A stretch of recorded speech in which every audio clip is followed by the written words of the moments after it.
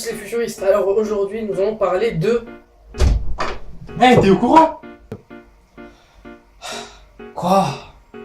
Des robots vont envahir le monde! Non, attends, ne dramatise pas les choses.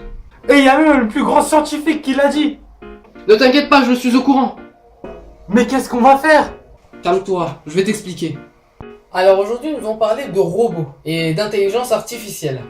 Déjà, est-ce que tu sais ce que c'est qu'un robot et une intelligence artificielle? Les robots, c'est comme notre ordinateur. Même ils détruisent tout et ils veulent toujours tuer tout le monde. Et l'intelligence artificielle, c'est l'intelligence des... Non. Un robot est une machine permettant d'effectuer des actions sans avoir l'intervention de l'homme, grossièrement.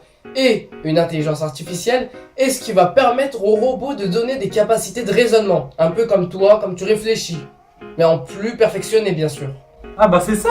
Bah c'est nul. Non, c'est très bien. Et je vais même te l'expliquer. La robotique et l'intelligence artificielle sont deux domaines en train d'être très développés aujourd'hui.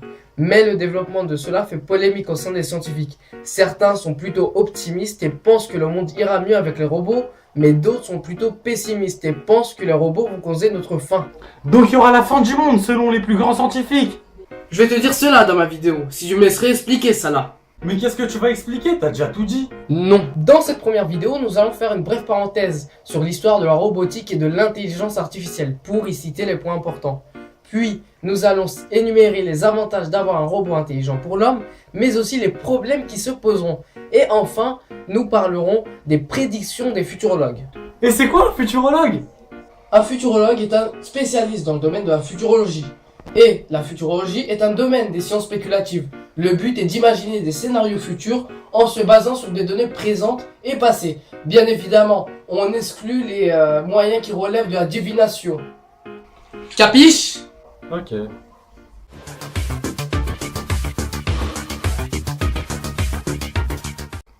Eh bien, je vais vous présenter quelques points importants de l'histoire de la robotique et de l'intelligence artificielle. Pour abréger, pour parler d'intelligence artificielle, je vais parler d'IA.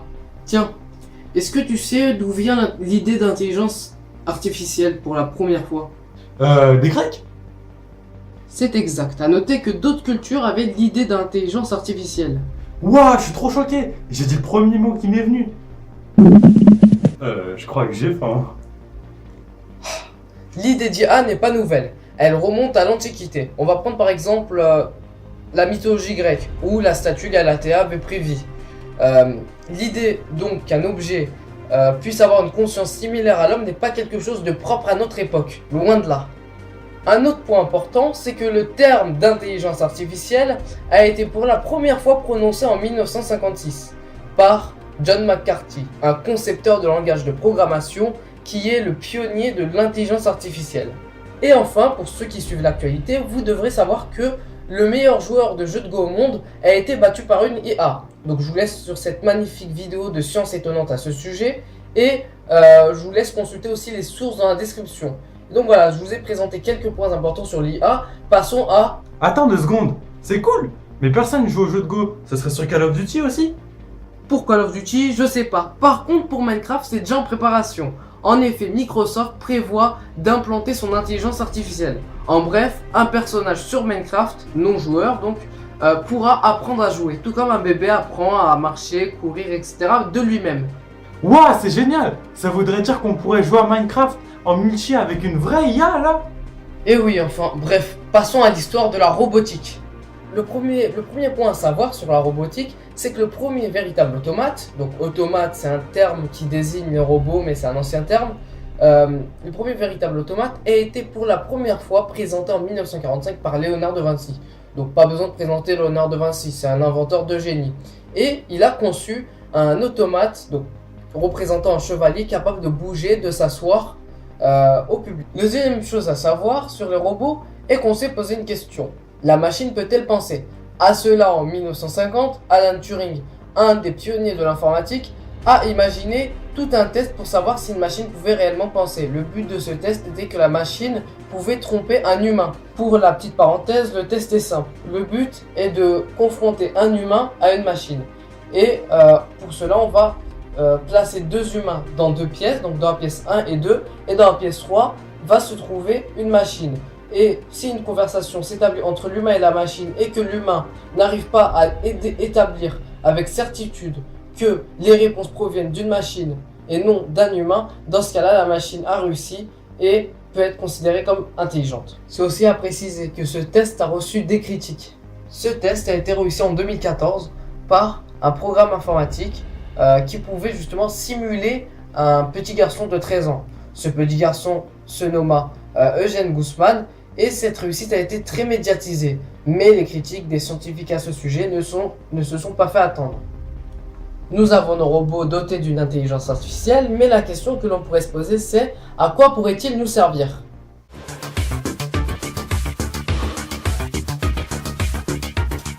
Ouais, c'est bien de nous montrer ça. Mais moi, je sais pas pour toi, mais si tu veux converser, il y a des gens dehors, hein. Il faut sortir. Alors tu as raison de te poser des questions, les robots vont nous servir à pas mal de choses. Tu savais qu'un robot nommé Cubeto pourrait faire apprendre à des enfants la programmation informatique sans que ces derniers ne passent des heures derrière un écran? Ouais, enfin, je vois pas de truc de ouf. Et si tu n'es pas toujours convaincu, j'ai encore mieux. Tu savais qu'un robot de 50 cm nommé Teco a été développé dans le but d'aider les enfants souffrant d'autisme? Ainsi les autistes pourront interagir avec ce robot et s'améliorer dans les relations sociales? Ouais, c'est cool d'aider les handicapés. Mais il y a des adultes qui peuvent le faire. Eh bien écoute, j'ai deux choses à te dire. Déjà la première c'est qu'un robot dans l'aéroport d'Amsterdam a été développé dans le but de guider le voyageur. Ainsi des voyageurs qui ne connaissent même pas la langue du pays pourront être guidés par ce robot. Et la deuxième chose c'est que des nanorobots sont en train d'être testés et développés pour aller dans notre corps réaliser des opérations chirurgicales et même analyser notre état de santé. Waouh, c'est trop cool. Mais ça va pas diminuer les emplois? Et si, et c'est bien une problématique qui se pose quant à l'avènement des robots, et c'est aussi un très bon moyen de faire la transition.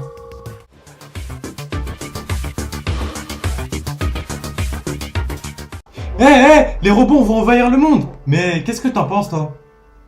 C'est ce que Stephen Hawking, un des plus grands astrophysiciens de notre époque, dit. Oh, ça voudrait dire qu'on va tous mourir. Du calme, je n'ai pas dit qu'il avait raison. L'opinion d'un scientifique ne constitue pas la vérité. Il en existe d'autres, bien que cette opinion-là soit défendable. Donc ça veut dire que les robots c'est cool.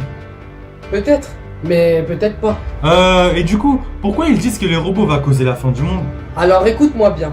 La pensée de Stephen Hawking est simple. Nous avons toujours pu domestiquer la technologie, elle a toujours été à notre portée. Maintenant, si nous donnons une véritable intelligence à nos robots, ils pourront nous surpasser et nous, êtres humains, on serait complètement limités à cause de nos fonctions biologiques lentes. Donc ça veut dire qu'il n'y a pas de solution. Et si, même avec cet hypothétique scénario, il reste encore des solutions. Et il ne faut pas lire que les titres des articles, mais aussi leur contenu. Et donc, c'est quoi la solution dans ce scénario? Selon Stephen Hawking, il faudrait coloniser une autre planète pour pouvoir survivre si les robots venaient à prendre le contrôle de notre planète. Ouah, j'espère que ça va pas se passer comme ça. Oui, moi aussi. Mais un autre problème se pose beaucoup plus sérieux au sujet des robots. Quel problème? On en avait parlé du fait que les robots prendraient nos emplois. Ah oui, ça va causer du chômage. Ça pourrait causer du chômage. En effet, près de 3 millions de salariés en France en 2025 pourraient être mis au chômage. En Amérique, on parle de 47% des emplois qui seront menacés. Ouah, on va devenir pauvre, il n'y a aucune solution. Et non, d'après des scientifiques au Pays de Galles et en Angleterre, il se trouve que des données ont été collectées pendant 140 ans et effectivement des métiers ont disparu mais d'autres se sont créés. Donc il y a une solution à chaque fois. Oui, enfin tu en penses quoi des robots toi? Moi je pense que ça serait de nouveaux esclaves. Ah, mais c'est quoi cette voix? Bon, au moins il me laissera tranquille pour parler de ce qui est prévu à ce sujet dans le futur.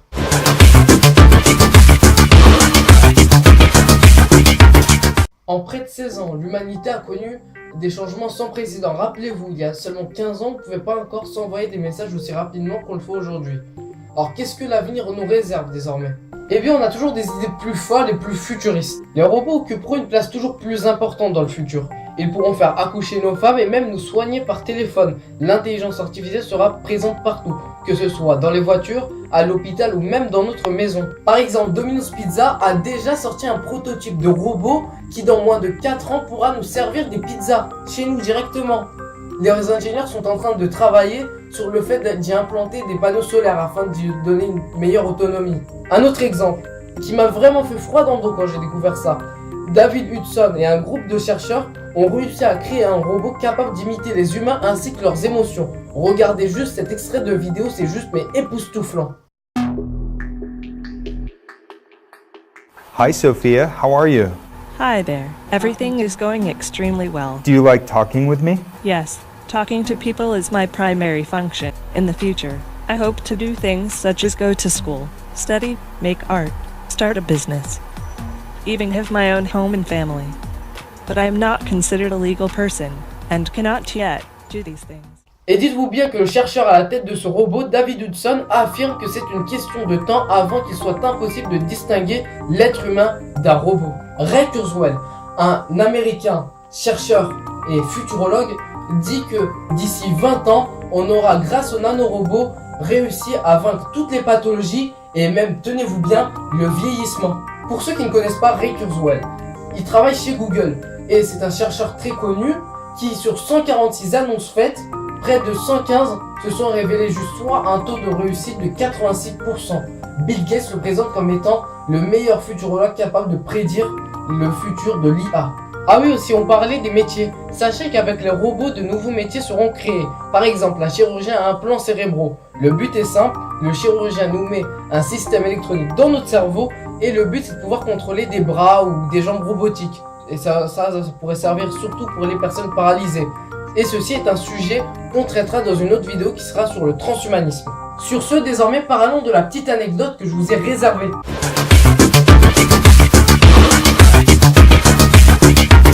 Pour la petite anecdote, sachez que Microsoft a essayé sa nouvelle IA sur Twitter. Elle s'appelle TypeTweet. Et son but est simple, apprendre avec les humains, par le biais de conversation, le langage humain.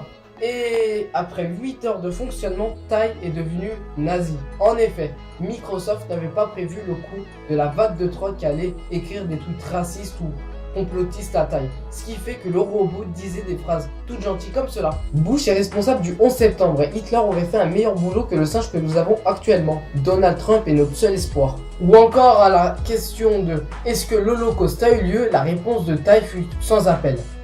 Pas vraiment, désolé. Alors je sais pas ce que vous en pensez, mais ça me fait un peu peur pour l'avenir quand même. Sur ce, je vous laisse pour un prochain épisode. N'hésitez pas à liker ou encore à commenter notre vidéo.